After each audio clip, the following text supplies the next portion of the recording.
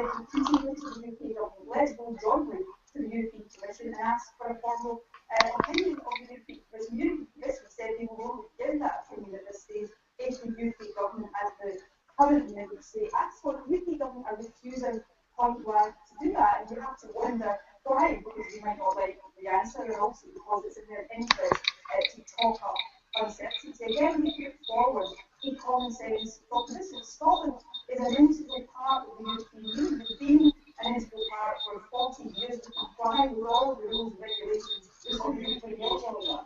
Mr. Newton knows all that, but he still says that it will be anything but a seamless transition.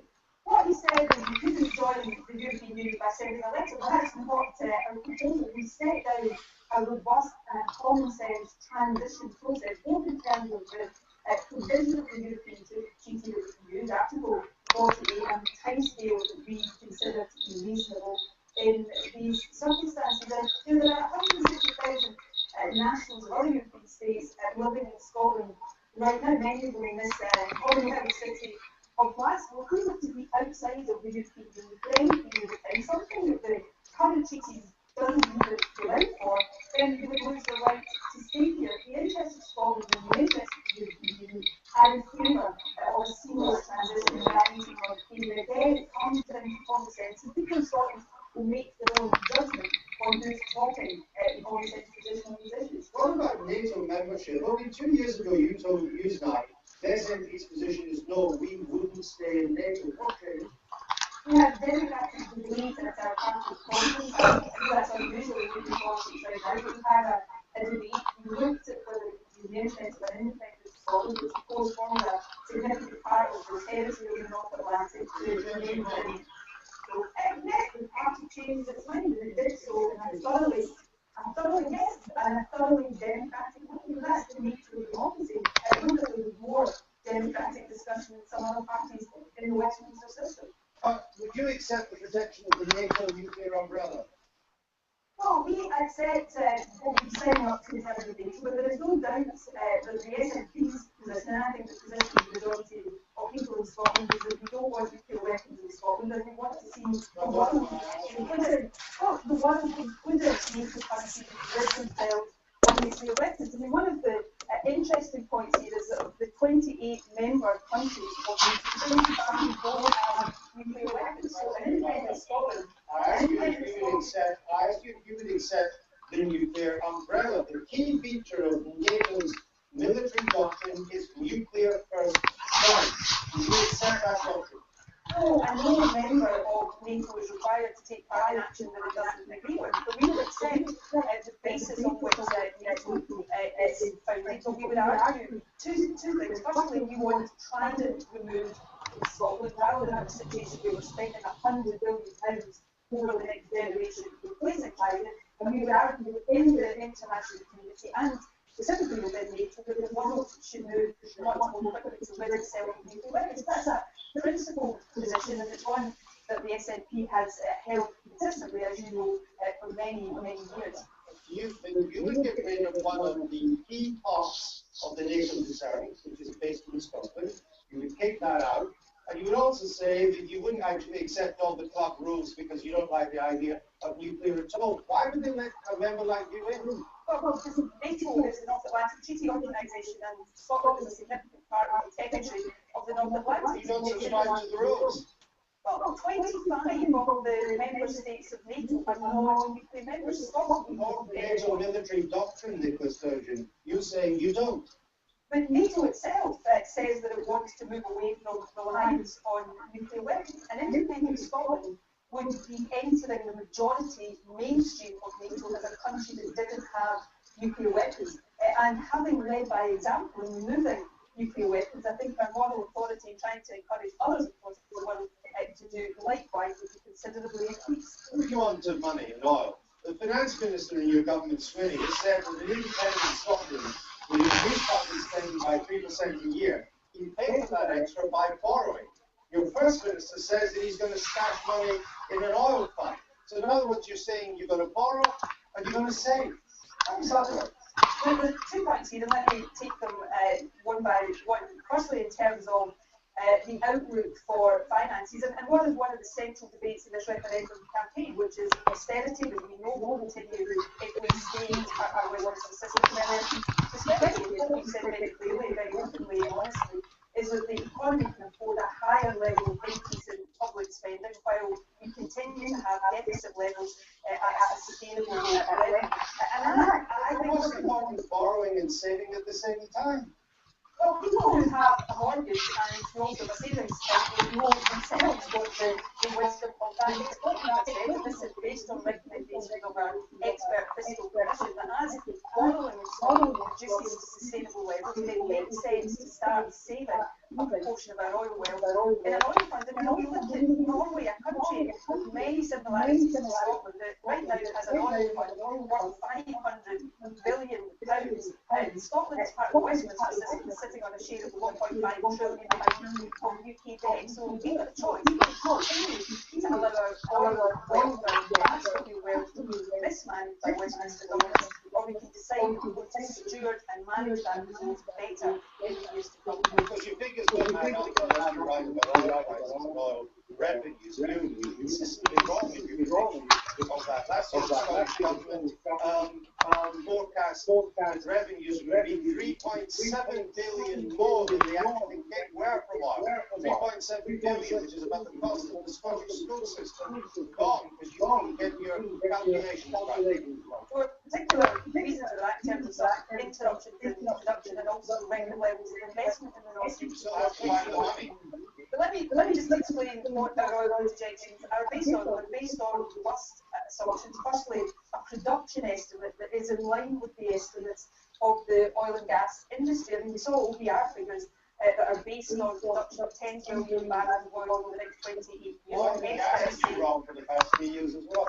It's 24 billion left to be recovered. That figure of 24 billion is actually what's in the UK government's oil and gas strategy. So production in line with industry estimates and an oil price of $110 a barrel, which is flat in cash terms, would be a real terms reduction. The Department of Energy and Climate Change of the UK government is estimating $128 a barrel. So our estimate is actually compared to that a cautious one. So these are robust estimates based on robust assumptions. Except they've recently been wrong. But let me move it into the final point. We hear a lot from you and your fellow nationalists. You want a Scandinavian-style social democracy. You've certainly got the spending plans. You know how to spend the money like a social democrat. But you never tell us about social democratic levels of taxation. All social democracies have high level of tax in Scotland as at the moment. So what tax would we go up? We're not proposing taxing. I'm in a Scottish style of social democracy. I'm part of a government that has introduced policies like free education, free medicines, and balanced the books every single year. We want to get more people into work in Scotland, raise the level of participation in the labour market, make our economy more productive, so that we're raising the overall tax revenue of government. Over the last 33 years, in each and every one of the last 33 years, we've generated more tax per head of population than is the case in the rest of the UK. And it's also the case. Those last 33 years, in some of those years, oil prices will have been high, and others, oil prices will have been low. We'll also take different decisions, Andrew. A report published last week showed that if we go as part of the Westminster system down the route of replacing transit, then the cost of that over the next generation will be as high in some years in the 2020s as £4 billion every year. Our share of that is £300 million a year. Let's get our access to our own resources so that we can make different and better decisions about how we spend the resources we already have. Let me just get this clear. You're promising Scandinavian-style social democratic levels of public spending.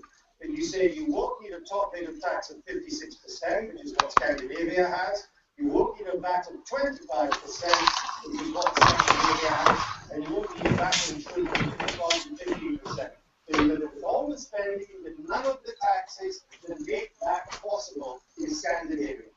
I'm sure for pure distribution, you misrepresent what you say. We want levels of public spending in Scotland. The Scottish economy can afford, and also helping to generate more wealth in an economy. We want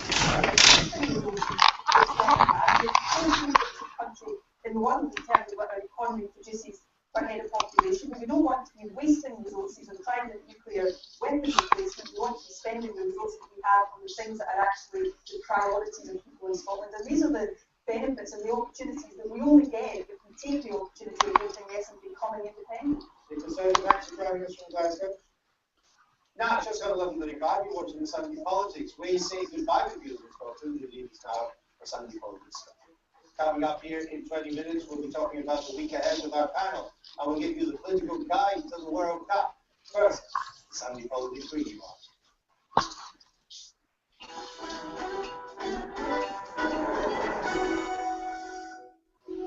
Hello, and on the Sunday Politics Wales, we hear verdicts from all parties, including Labour, on the sacking of Alun Davies. We hear from Rosemary Butler, the Assembly's presiding officer, who's standing down in the next election. And we take a whistle-stop tour through a busy first half of the political year. And he was already on thin ice, then it broke. Alun Davies was given a second chance by the First Minister when he breached the Welsh Government's code of conduct. Then he went and did it again. Everyone seems to agree that the former Environment Minister had to go. But is there a consensus on where his dismissal from the Cabinet leaves him, Carwyn Jones, and politics in the Assembly? Nathaniel Lewis reports. Assembly watchers have been influenced by the reported drama around the Environment Minister's sacking.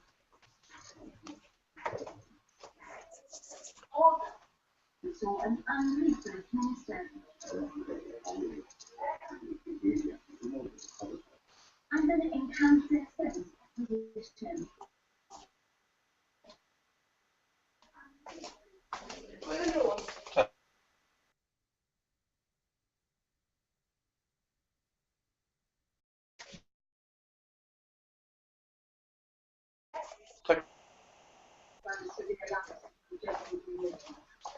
A week before he was sacked, Alun Davies had been given a second chance by the First Minister. Broken ministerial rules that he wasn't about what he was responsible for after this sack to his discipline. The latest episode happened only hours after the minister's office was failed.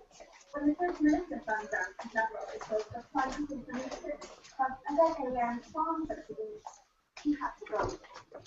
Alun Davies requested information about 5 opposition members, including the leader of the Conservatives in the Assembly, Andrew R.T. Davies. I want to make sure is that people can have confidence that there isn't a more systematic attempt by Welsh Labour when in government to use their ministerial offices to blacken the name of either politicians, charities, businesses or individuals by using information in the wrong way. And so I do think that we need an independent inquiry chaired by an independent judge to look at all this and make sure that we can have the confidence that this isn't part of a wider abuse of the system, which I hope it's not going to prove. He also says that Blaenau Gwent AM isn't fit to be an Assembly member, but a former Labour advisor, though agreeing that the minister had to go, thinks Welsh politics needs more people like Alun Davies. It was right that Alun had to go. I think everybody recognises that.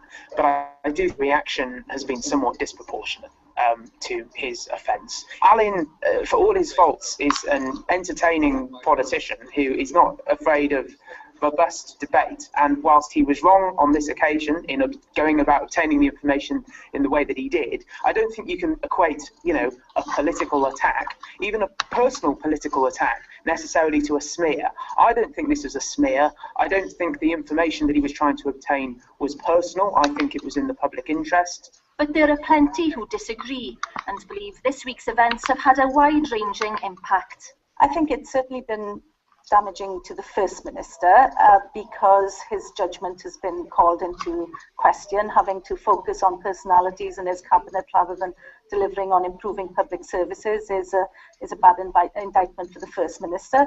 If it's a bad reflection on the First Minister, to an extent it's a bad reflection on the Welsh Government certainly, but also to an extent the National Assembly as an institution. And all Assembly members need to be really aware of the fact that there's only 60 of us. The spotlight shines quite heavily upon us as individuals, and our actions don't only reflect on us as individuals, but they reflect on the national democratic institution and ultimately Wales and Welsh politics in general. It's not been a great week for the First Minister. I think he would acknowledge that. It's not been a great week for Welsh Labour. I think the long-term damage will be minimal. I don't think people will be talking about this at the next Assembly election. That doesn't mean that there aren't challenges for the First Minister and challenges for the Welsh Labour government, like any mid-term government, but I think they're more around public service reform. It's fascinated those within this building, but the sacking hadn't made an impression on many of those enjoying the sun in Cardiff Bay this week. Oh no, I've been a bit out of the news this week, sorry. I'm actually from the US. I just got here. Well, it's a very long story. He made a decision last week based on what was wrong and give him a second chance. I think that was fair enough. What he did this week was obviously wasn't acceptable. If they collectively decide that, you know, he's done something wrong, then, you know, bye. Good afternoon.